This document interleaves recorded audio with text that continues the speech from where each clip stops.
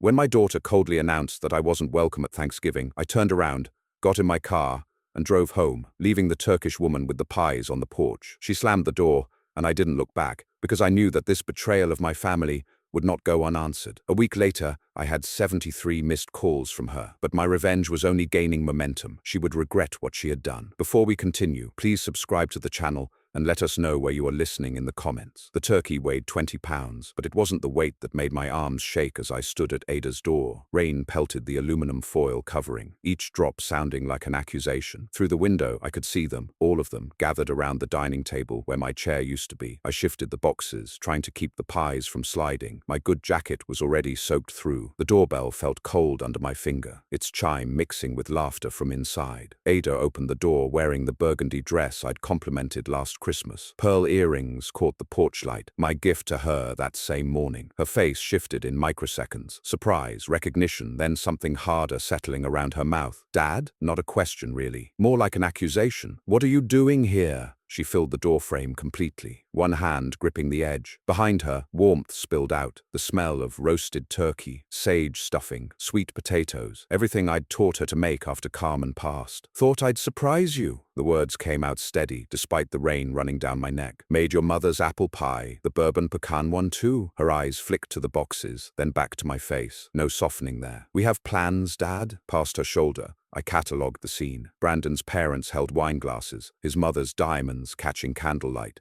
The Hendersons from next door sat where I'd usually be. Tom Henderson wearing a sweater that probably cost more than my mortgage payment. 12 place settings of my mother's china, the set I'd given Ada when she got married, every seat taken. Grandpa? Jackson's voice drifted from upstairs. My grandson, 10 years old, probably playing with his cousin. Ada shifted slightly, blocking more of the doorway. The kids are busy. Brandon appeared then, his hand settling on Ada's shoulder like he owned it. That watch on his wrist, Omega, purchased 3 months after I'd loaned him $40,000 for his investment opportunity. Elwood, not Dad, not even Mr. Sanchez, just Elwood. Ada's right. We planned for 12. The table's full. His smile pulled at the corners of his mouth but never reached his eyes. I'd seen that expression in boardrooms when contractors tried to lowball me. The smile of someone who thinks they've won. I told you we had plans, Ada said. You should have called. The lie sat between us. She'd never told me anything. My texts from last week still showed delivered, never read. The call I'd made Tuesday went straight to voicemail. Rain had soaked through to my undershirt now. Water pooled around my feet on their covered porch, the one I'd built for them 5 summers ago. Through the doorway, I caught a glimpse of the train set I'd bought Jackson, still in its box by the stairs. Last year's Christmas gift, unopened. I see. I set the boxes down carefully on the wet porch boards. No point in ruining good food. Happy Thanksgiving. The door was already closing before I finished the words. I heard the lock turn, decisive, final. 17 steps back to my truck. I counted each one, not looking back. The rain had turned brutal, sheets of it sweeping across the suburban street. Inside the cab, I sat for a moment, watching the house through the windshield wipers struggle. A curtain twitched in the living room window, someone watching to make sure I left. The engine turned over on the second try. In the rearview mirror, their house glowed warm against the grey afternoon, growing smaller with each second. Holiday perfection from the outside. The Mallard Creek exit sign bent in the wind, like it was bowing to the storm. I'd passed it hundreds of times, driving to Ada's house, always with anticipation. Now it marked the halfway point of my retreat. The highway stretched ahead, rain turning everything impressionistic. Dashboard clock read 5:17. They'd be carving the turkey now. Brandon probably making some toast about family and gratitude. The irony wasn't lost on me. My phone lit up on the passenger seat. Rufus calling. The preview of his text visible. Saw your truck at Ada's. You okay? Good old Rufus, probably watching from his window 3 houses down from Ada. Neighborhood Watch had nothing on retired lawyers with too much time. Standing water pulled at the truck's tires. Other drivers had their hazards on. Yellow lights blinking through the deluge like distress signals. The radio played Smokey Robinson. Tracks of my tears. I turned it off. Some parallels were too obvious. The old Barnes farm passed on my right, their red barn now a Starbucks. The shuttered mall where Ada had worked her first job. Victoria's Secret, the summer before college. I'd driven her there every morning at 5 a.m. for inventory.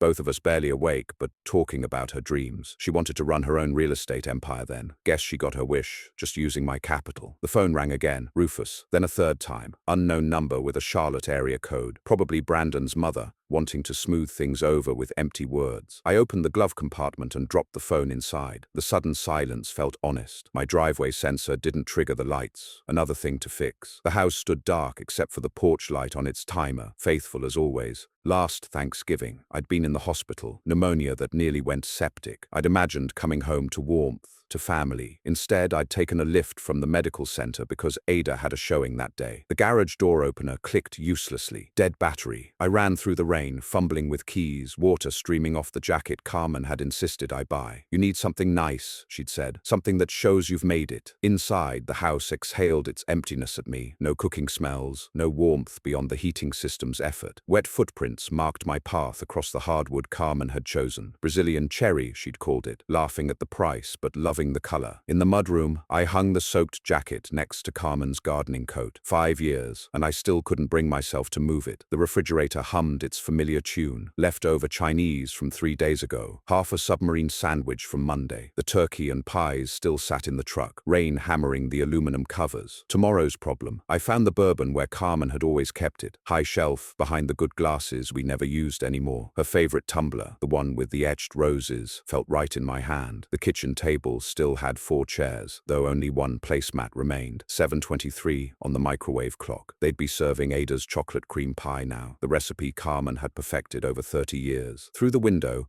Rufus's pickup crawled past, checking on me without intruding. That was Rufus. Respectful worry, lawyer's instincts intact. I made a sandwich. White bread, American cheese, yellow mustard, kid food, Carmen would have called it. Each bite tasted like nothing, but I finished it anyway. Training from the army, fuel was fuel. The bourbon burned familiar, almost comforting. From the garage, my phone buzzed against metal, probably hit the side of the glove compartment. I let it complain to itself. The house settled into its nighttime sounds. Furnace clicking on, refrigerator cycling, rain against windows. A rhythm of solitude I'd grown to know too well. 35 years of driving to Ada's house for holidays, birthdays, Sunday dinners. All those miles, ending with 17 steps back to my truck. The glass empty, I stood, not heading to bed. Sleep wouldn't come anyway. The office door, stuck like always. Carmen used to joke it was trying to keep me from working too late. Inside, my desk looked like a shrine I'd built to my own foolishness. 23 photos in frames I'd polished last week, waiting for a family that wasn't coming. The bourbon refilled itself somehow. Or maybe I'd brought the bottle. Didn't matter. The wedding photo sat center stage. Carmen in that yellow dress she'd loved, laughing at something I'd whispered. October 2019. The last week, she'd been moved to the window bed in hospice. The leaves outside matched her dress, she'd said. Voice barely a whisper by then. Promise me about Ada. Her hand had been so cold, bones like a bird's under tissue paper skin. She's lost without us. Promise. I'd promised. Ada was at the salon, getting her hair done for some gala. Carmen died 2 hours later. Ada's hair still perfect at the funeral. Under the photo, barely visible,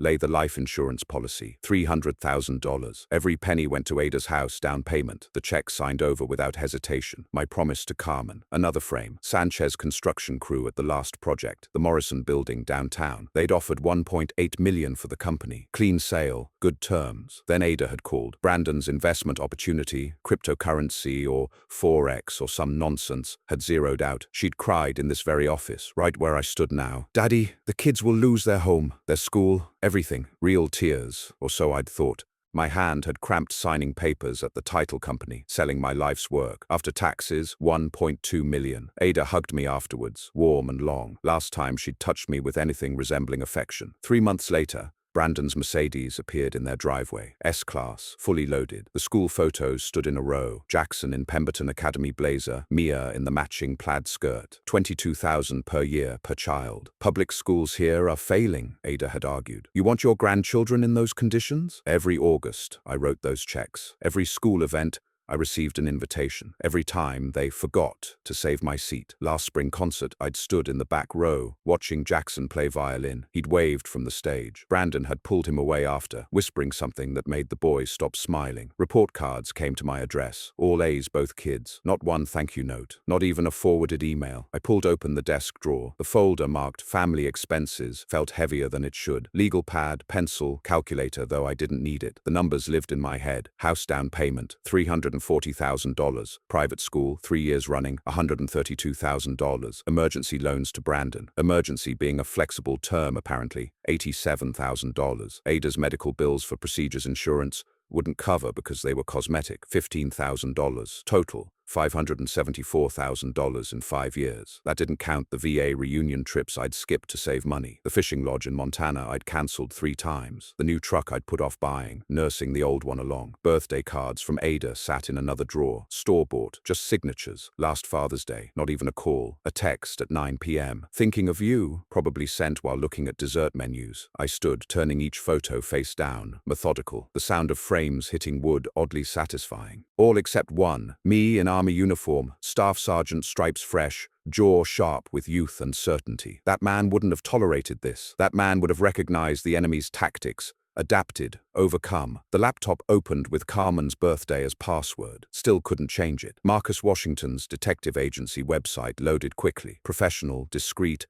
veteran-owned. His photo showed the same steady eyes I remembered from Iraq, a little grayer but still sharp. My hand hovered over the phone, pulled from the drawer where I'd put it earlier. Tomorrow I'd call Marcus. Tonight was for bourbon and face-down photos and planning. The storm still raged outside, but something had shifted. The man in uniform wouldn't retreat forever. He'd regroup, gather intelligence, execute the mission. The laptop screen glowed. Marcus's number displayed in bold digits, waiting. Morning came with Marcus's number still glowing on my phone screen. I'd transferred it before the bourbon took hold. The rain had stopped, but water still dripped from gutters like a countdown. At 7 a.m. sharp, muscle memory from army days, I made the call. Before I could dial, my phone buzzed. Ada. I let it ring 8 times until voicemail picked up. Dad, it's Ada. About yesterday. Her voice carried that calculated concern she used with difficult clients. Brandon says you seemed upset. The kids were asking where their grandfather went. Call me back. The kids hadn't even seen me. They'd been upstairs the whole time. I deleted the message before it finished. She called again immediately. I silenced the phone and finally dialed Marcus. By the time he answered, Ada had called 3 more times. Washington Investigations. Same gravelly voice. 20 years older. Marcus, it's Elwood Sanchez. Silence then. Elwood. I heard about Carmen. Should have called. Need your services, not your condolences. When? Today if possible. Come by at noon. You remember how to find me? The strip mall hadn't changed. Pawn shop, tax service, and Marcus's deliberately nondescript office wedged between them. Perfect for a PI. Nobody noticed who came and went. My phone showed 11 missed calls from Ada by the time I parked. 7 texts, escalating from concern to irritation. The last one, this is childish. Call me back. Marcus had aged well, still carried himself like a Marine, though his temples had gone completely grey. His handshake was firm, held a beat longer than necessary. Brotherhood intact. You look like hell, he said, gesturing to a chair across from his desk. When did you last eat real food? Need your skills, not your mothering, he laughed, pulling out a yellow legal pad. Old school. Behind him, 3 monitors displayed various feeds. A police scanner sat quiet on a filing cabinet. The wall showcased his licenses. Private investigator, concealed carry, notary. A photo from Iraq caught my eye. Both of us younger, dusty, alive in that way you only are when death is close. Talk to me, Marcus said. I laid it out. The money given, the rejection received. $574,000 over 5 years. Marcus's expression shifted when he heard the amount. You documented this? I produced the folder from my jacket. Receipts, cancelled checks, wire transfer confirmations, everything. Marcus whistled low. That's not family help. That's systematic. What's the son-in-law's story? Brandon Carter, financial consultant. I realized how little I actually knew. Married Ada 7 years ago. Employment? Has an office downtown. Carter Financial Advisory. Marcus was already typing. Let me make some calls while you wait. He worked the phone like a musician, each call building on the last. Credit bureau contact, business records, employment verification. I watched him take notes, his expression darkening with each discovery. Your son-in-law hasn't drawn a steady paycheck in 18 months, he said, hanging up. But he drives a new Mercedes and wears a $30,000 watch. More typing. 2 business bankruptcies in 5 years. Investors lost everything both times. How is he funding their lifestyle? That's the question. Marcus pulled up something on his screen. But this is interesting. He filed an LLC 3 weeks ago. Senior Care Solutions. Guess whose name is listed as co-owner? Not mine. Look at this. He turned the monitor toward me. There it was. My name. My supposed signature. But I'd never seen this document. There's more. Marcus's fingers flew across the keyboard. Your daughter has been requesting your medical records from 3 different doctors, specifically asking about cognitive decline documentation. My phone buzzed in my pocket. Ada again. 23rd call. She's panicking. Marcus observed. Guilty people always do. He pulled up another screen and froze. Elwood, you need to see this. Your signature is on this document. I leaned forward, studying the screen. The power of attorney document filled the monitor, dated 3 months ago during my kidney stone hospitalization. The document on Marcus's screen was a power of attorney dated 3 months ago. My signature sat at the bottom, perfect in every loop and line, except I'd never seen this paper before. Marcus enlarged the signature, pulling up genuine documents for comparison. Good forgery,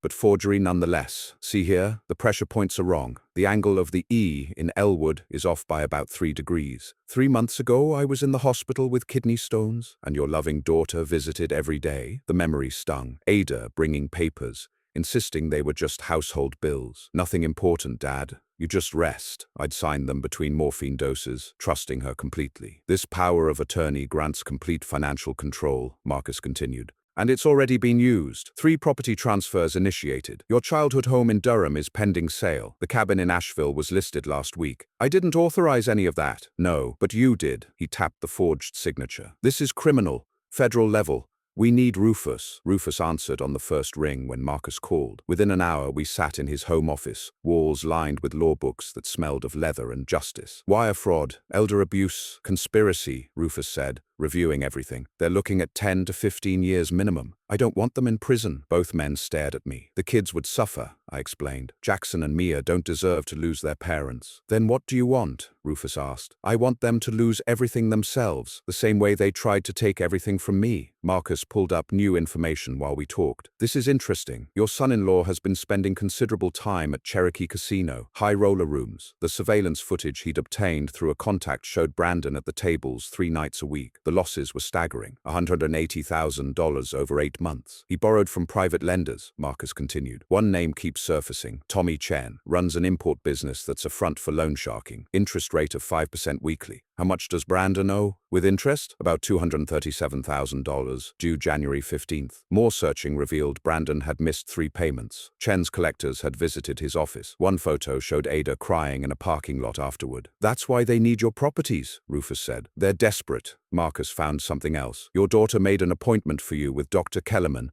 on December 20th. You know about this? Never heard of him. Psychiatrist who lost his license in Ohio for false diagnoses. He's a paid expert witness in elder abuse cases. Always sides with the family wanting to declare someone incompetent. The betrayal kept deepening. Ada had paid Kellerman a $10,000 consultation fee. A competency hearing was pre-filed at the courthouse, waiting for the doctor's assessment to activate. She's trying to have you declared incompetent, Rufus said quietly. Take everything legally. 73 missed calls from Ada now. The desperation was escalating. What if I bought Brandon's debt? I asked suddenly. Both men looked at me. Control the situation. Apply pressure without destroying the kids' lives. Rufus considered this. It's legal. Chen would probably sell. He just wants his money. And Brandon wouldn't know who bought it until I wanted him to, Marcus added, understanding dawning on his face. You could make them paranoid, desperate, self-destructing, I finished. I picked up my phone and scrolled past Ada's 73 missed calls to find a different number. Marcus had pulled Chen's contact from business records. The phone rang twice. A man answered in Mandarin, then switched to English. Mr. Chen, I understand you're looking for Brandon Carter. I'd like to discuss his debt. The silence lasted 3 heartbeats. Mr. Carter owes me considerable money, Chen said, his accent slight but careful. Why would this interest you? Because I'm willing to buy that debt, I said. Full amount,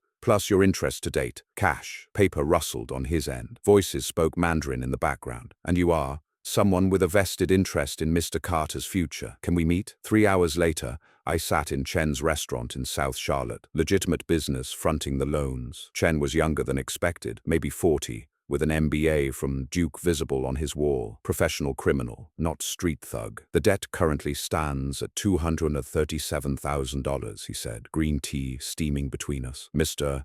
Carter promised full payment by January 15th. I'll pay you $250,000 for complete transfer of the debt. Chen studied me like a chess opponent. You're Brandon's father-in-law. Was, past tense. This is business? Interesting. He sipped his tea. I maintain collection rights if he defaults to you. No, once it's mine, you're out completely. We negotiated for 20 minutes. Finally, $250,000 cash, Debt transfers, December 20th. Legal papers drawn up by his lawyers, everything documented properly. Brandon wouldn't know the debt was sold until I wanted him to. My men will mention new management coming, Chen agreed. It should provide appropriate motivation. Back home, I met with David Kim, an IT specialist Marcus had recommended. 24 years old, worked from an apartment filled with monitors that would make NASA jealous. Anonymous messaging system, I told him. Completely untraceable. Easy. His fingers danced across keyboards. What's the message? The first one to Brandon was simple. Your debt has been noticed. To Ada. Your father knows what you tried to do. Marcus's surveillance showed immediate results. Brandon started drinking heavily. Ada drove to my house at 2 a.m., pounding on the door. Dad, I know you're home. Open up. Her screaming woke the neighborhood. Rufus watched from his porch. This is all Brandon's fault. He made me do it. I watched from my bedroom window, staying silent. She kicked the door, sobbing, threatening. After an hour,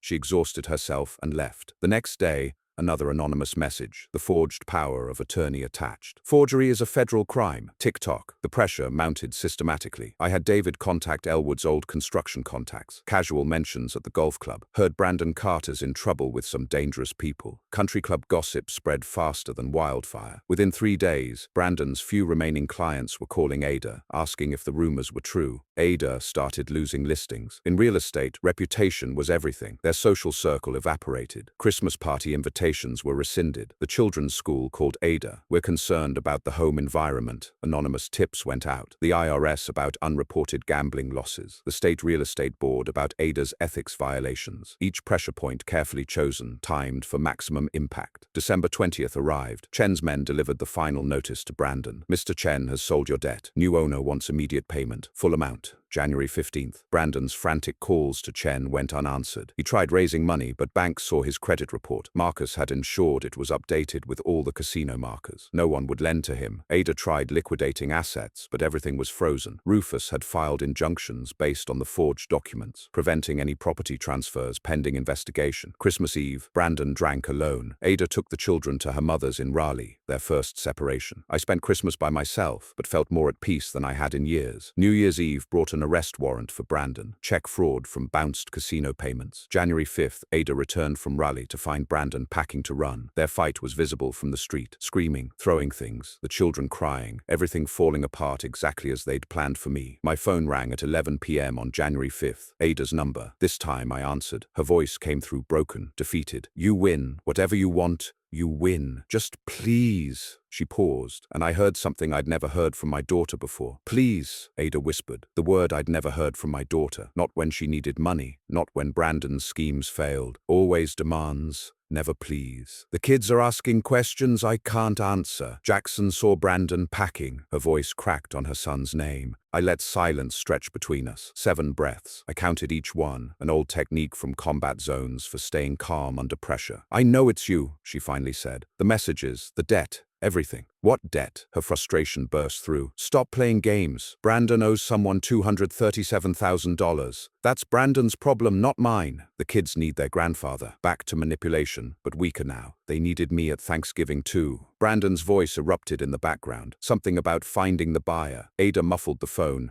but harsh whispers leaked through. When she returned, exhaustion replaced calculation in her voice. He's drinking again. Started at noon. 11 hours by my watch. Dangerous territory for an angry man. If you're concerned about the children, call someone. No! Panic sharp as glass. No authorities? You know what that means? I did. Caseworkers, court proceedings, possible removal. The calculation crept back into her voice despite her fear. She wasn't worried about the kids. She worried about appearances. The next morning, Brandon received his certified letter. REH Holdings. My initials reversed. Marcus's idea. Payment demand. Full amount by February 1st. Brandon's Google search would yield nothing. The company was 3 days old, untraceable without subpoenas. Marcus's surveillance showed Brandon driving to Chen's restaurant, stumbling from his Mercedes at 10 a.m. Chen's men turned him away at the door, their hands up, backing away from his rage. In the parking lot, he kicked his car repeatedly until his foot hurt. He returned home to find Ada packing the children's bags. Their fight carried to the street. You promised to fix this! Ada's scream cut through winter air. Your father did this! Brandon's accusation followed by breaking glass. The whiskey bottle, Marcus noted, thrown against their garage door. Neighbors called 911.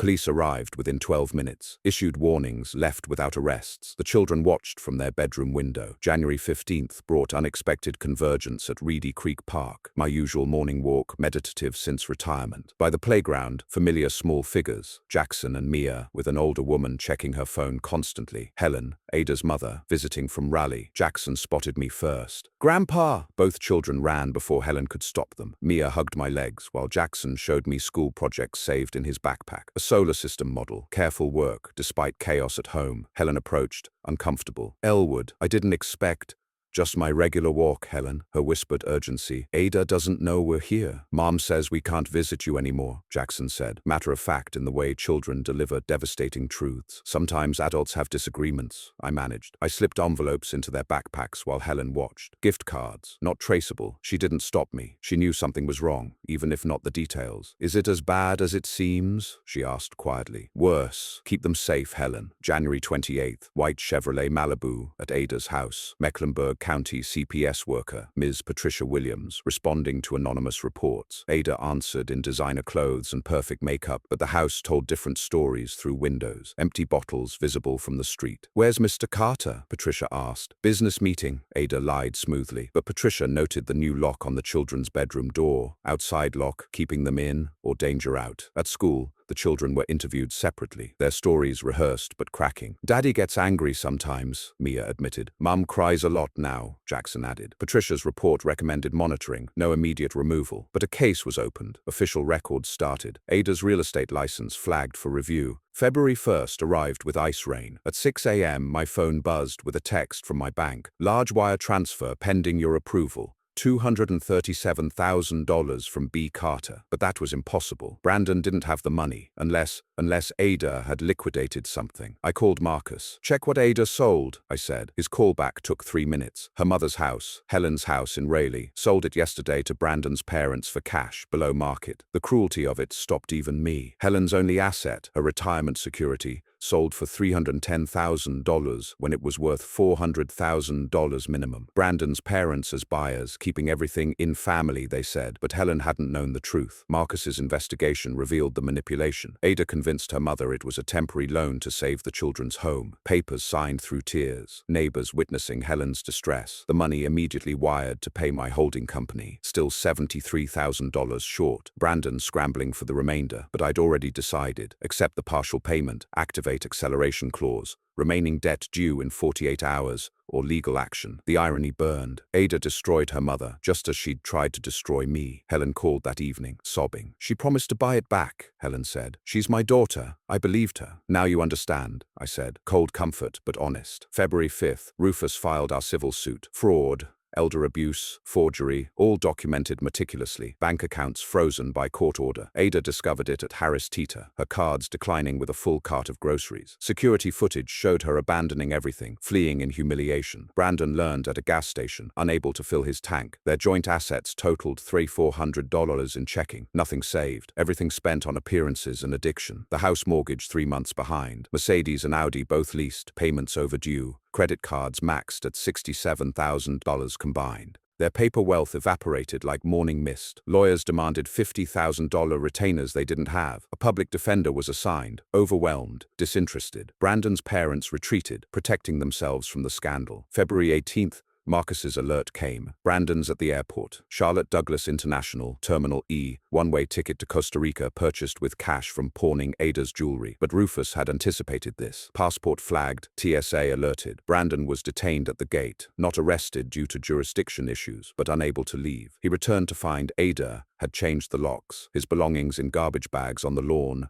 neighbors recording everything for social media. Investment advisor homeless became a local blog headline. Ada kept the children inside while Brandon pounded on doors. Police removed him from the property. He took a room at the Budget Inn off I-85, $49 a night. The fall from mansion to motel took less than 3 months. February 28th, Ada appeared at my door at 9 p.m. No warning, just pounding. My doorbell camera recorded everything. I opened but kept the chain on. The woman before me had aged 10 years in 2 months. Designer clothes replaced with old old jeans, makeup absent, eyes hollow. You've won. Are you happy? I'm not unhappy. That's different. The kids ask for you every day. They asked for me before too. You said no. She tried threats. I'll tell them what you did. Tell them, then explain what you did first. Her breakdown came in waves. I'm losing everything. No, you're losing what you stole. We could lose the house next month. You already lost it when you chose Brandon over family. My ultimatum was simple. Drop the custody challenge. I drop criminal charges. Never. Those kids deserve better than you. I started closing the door on her protests, but the camera caught her final words. I'm pregnant. Pregnant. The word hung in the air after she left. Through the window, I watched her drive away in a 10-year-old Honda, the Mercedes already repossessed. If true, another innocent would suffer for their choices. My phone rang. Rufus. The judge scheduled the hearing. March 15th. You ready? I wasn't sure anyone could be ready for what came next. March 15th came with spring rain. 2 weeks since Ada's pregnancy announcement. Unconfirmed, possibly a lie, definitely a complication. I adjusted my tie in the courthouse bathroom mirror. The man looking back had aged 5 years in 5 months, but his eyes were clear as they'd been in Iraq. Marcus waited outside. Ready, brother? I was. Mecklenburg County Superior Court, room 3B. Judge Patricia Harris presiding, known for fairness and intolerance of deception. Ada and Brandon sat at the defendant table, separated by empty chairs, not touching. Brandon wore an ill-fitting suit from Goodwill. Ada attempted respectability in a black dress, but pregnancy showed now, 5 months along. Hidden until strategic reveal, the gallery filled with witnesses to destruction. Brandon's parents sat rigid, protecting their reputation. Helen looked destroyed, understanding finally the complete betrayal. A Charlotte Observer reporter scribbled notes. The story had gone public. Jackson and Mia remained with a court-appointed guardian, spared this spectacle. The court officer read charges: fraud, forgery, elder abuse, combined potential, 15 years prison, $500,000 fines. Ada's hand shook as each count was read. Brandon stared at the floor, already defeated. Rufus built our case methodically. First exhibit, the forged power of attorney. A handwriting expert testified with scientific precision. Clear falsification, pressure points wrong, stroke patterns inconsistent. The angle of the E in Elwood off by 3 degrees. Second exhibit, financial transfers documented across 5 years. The jury saw $574,000 taken through various schemes. The timeline displaying systematic exploitation. Third exhibit, the medical competency plot. Dr. Kellerman, subpoenaed and sweating, admitted receiving payment. They wanted a predetermined diagnosis, he said, his license already suspended. Fourth exhibit, Brandon's gambling debts, casino records, loan shark connections, a pattern of desperation leading inevitably to crime. Fifth exhibit, Helen's house sale, below market, elderly victim under duress. Helen testified through tears. My own daughter. Judge Harris took continuous notes, her expression darkening with each revelation. The defense attorney, an overworked public defender, attempted objections repeatedly overruled. His client had given him nothing to work with except lies that evidence contradicted. Then Ada took the stand, desperate to explain. My father abandoned us after Mom died. Rufus's cross-examination was surgical. Abandoned? He gave you $574,000. He showed receipts, checks, transfers, all documented irrefutably. That was different. We needed or wanted, Ada broke. Brandon made me, Brandon erupted. That's a lie. It was her idea. Judge Harris gavelled for order, threatening contempt. But damage was done. The jury watched them turn on each other like trapped animals. She forged the signatures, Brandon shouted. He had the gambling debts, Ada screamed back. Their marriage destroyed itself publicly, each accusation revealing more truth. Guards intervened during recess when they confronted each other in the hallway. I testified last, maintaining military bearing, described Thanksgiving rejection, investigation findings, systematic betrayal. The defense tried to paint me as vengeful. You bought your son-in-law's debt? Why? To prevent violence from his creditors. You could have helped them directly? I did, for 5 years. They wanted more. Asked about the grandchildren. I let emotion show carefully. They're innocent.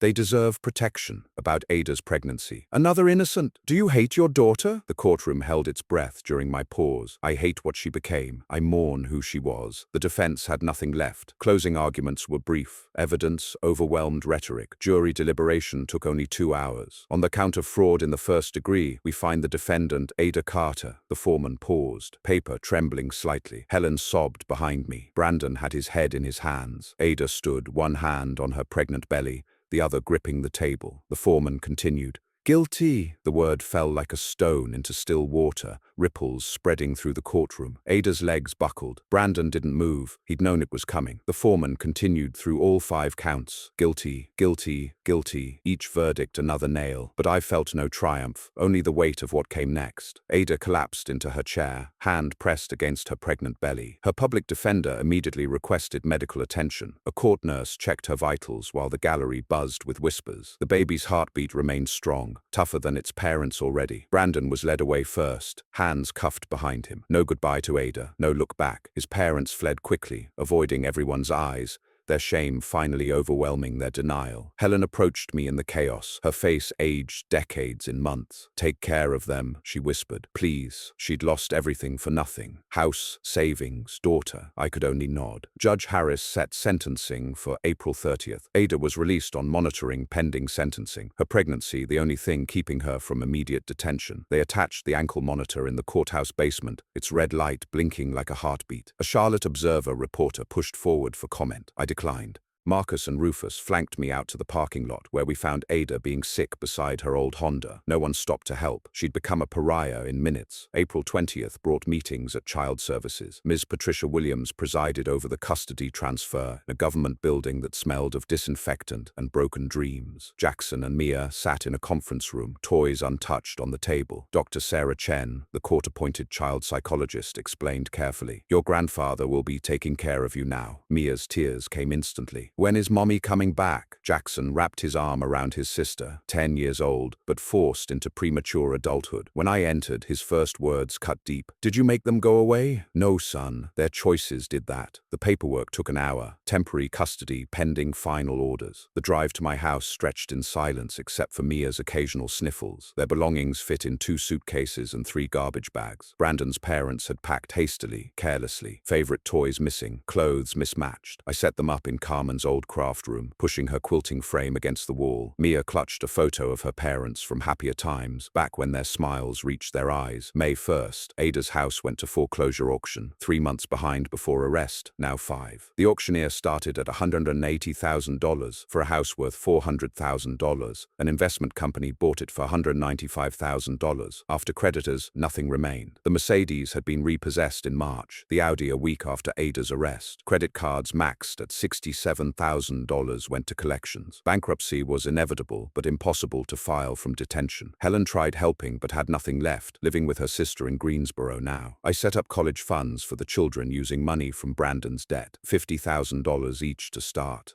The financial advisor, legitimate this time, assured me, "These funds are untouchable until they're 18. April 30th, we returned for sentencing. Ada wore orange now, county detention uniform, 6 months pregnant, belly prominent. Brandon matched her in orange but thinner, his arrogance finely depleted. Judge Harris reviewed pre-sentencing reports, Brandon's gambling addiction, Ada's manipulation patterns, but also the pregnancy and first offenses. Brandon Carter, 3 years state prison, eligible for parole in 18 months. He crumbled, reality finally penetrating his delusions. Ada Carter, 3 years probation, 500 hours community service. House arrest until after the baby, then work release, supervised. Restitution of $574,000 at $500 monthly. A 95-year payment plan, symbolic more than practical. Ada's tears, "What about my baby?" "Foster care unless suitable family is found," Helen stood. "I'll take the baby, but with no home, no resources." The request was denied. May 20th came with unexpected rain. I was teaching Jackson to ride the bike I'd bought him when my phone rang. Ada's number, calling from house arrest. "Dad?" Her voice was different, broken but also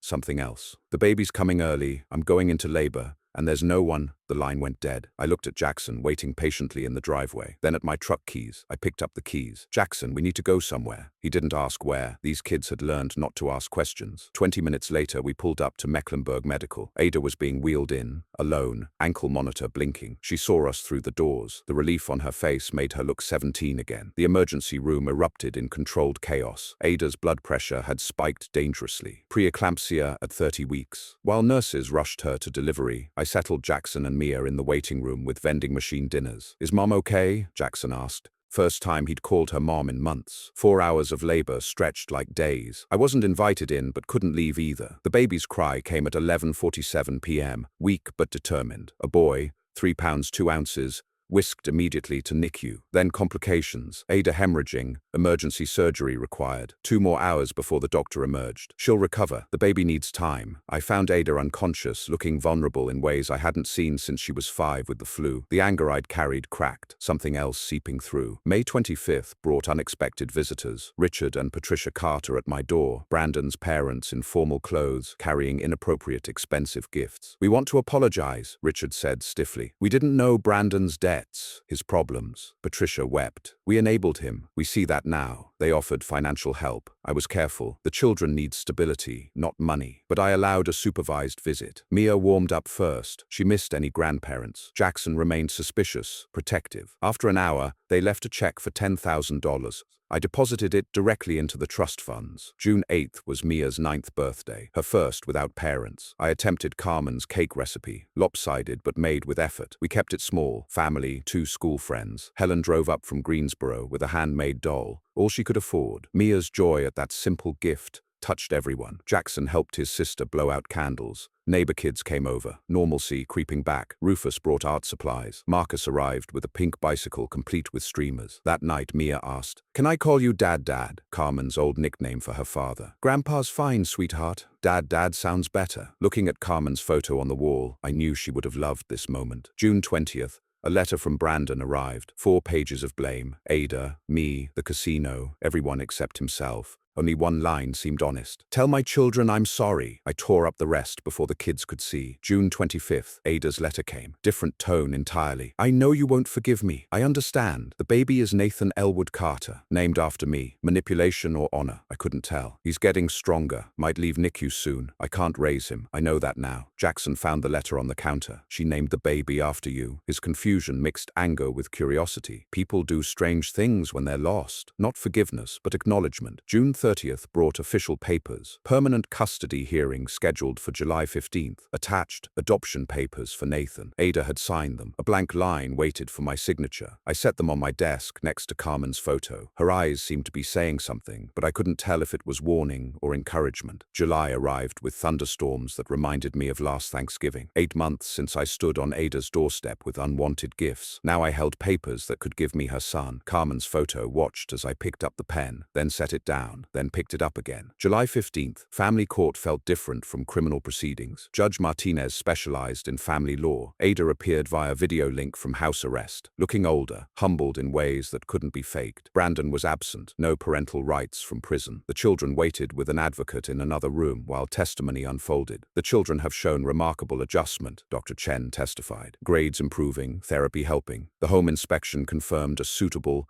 loving environment. When asked her wishes, Ada spoke simply. "My father is the only stable choice. No fight, no manipulation, just truth." Judge Martinez awarded permanent custody to me with supervised monthly visits for Ada after completing therapy. The children's reaction was relief, not joy. They understood permanence now. August 1st through 7th, we escaped to the Outer Banks. First real vacation since Carmen died. The rental cottage in Kill Devil Hills became our temporary paradise. Jackson dove immediately into waves while Mia clung to my hand, cautious but curious. We built sandcastles like I once did with Ada. I taught them pier fishing. Jackson caught a flounder, pride evident. Mia named it, wanted to keep it as a pet. A lesson in catch and release became a metaphor for life. Evenings collecting shells, Mia made a necklace for her imprisoned mother, not ready to visit but still loving. "Why did they choose money over us?" Jackson asked one night. "Sometimes adults forget what matters." "Will you forget?" "I already did once. Never again." Our last night, roasting marshmallows by a beach bonfire, Jackson said, "This is what family should be." Wisdom too heavy for his years. August 15th, meeting at NICU. Nathan finally strong enough to leave. 5 pounds, breathing independently. Ada was allowed a supervised goodbye visit. Watching her hold him, tears silent, not dramatic, she whispered, "Take care of him."